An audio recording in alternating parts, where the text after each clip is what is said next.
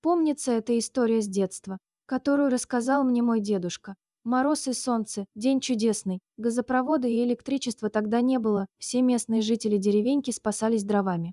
И вот простая деревенская бедная семья отправилась в лес за дровами. Маленького сына оставить было ни с кем, поэтому его пришлось морозить. Запрягли своего худющего коня. Мужик взялся за узды, усадив жену и сына рядом в сани. Доехали до леса. Мороз давал о себе знать и оставлял следы на бровях и ресницах. Мороз давал о себе знать и оставлял следы на бровях, ресницах и тулупах. Густой лес, несмотря на обилие дождя летом, был полусухой. Поэтому дров было много. Собрали сколько смогли и повалили в сани. Уставшие, но, как говорится, довольные, как раньше мало нужно было для счастья тепло, они отправились домой. Снег скрипел под полозьями саней, а женщина, видимо от удовольствия, напевала знакомый ей мотив.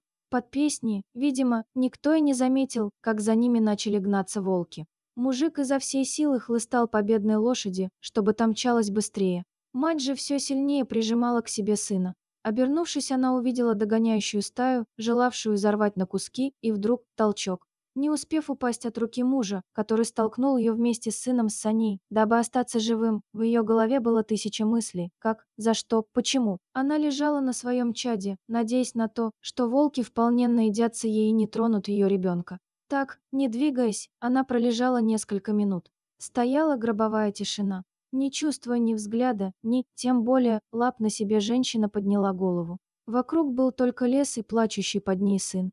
Замерзшая вдребезги, кутая в тулуп своего мальчишку, женщина добралась до деревни. Вот уже в начале улицы она видела сани с лошадью возле их дома. А когда она подошла ко двору, то увидела и обглоданные ноги, торчащие из валенок своего мужа. Не бог, так волки, как-то подумалось. Конечно, их охватил неописуемый дикий страх.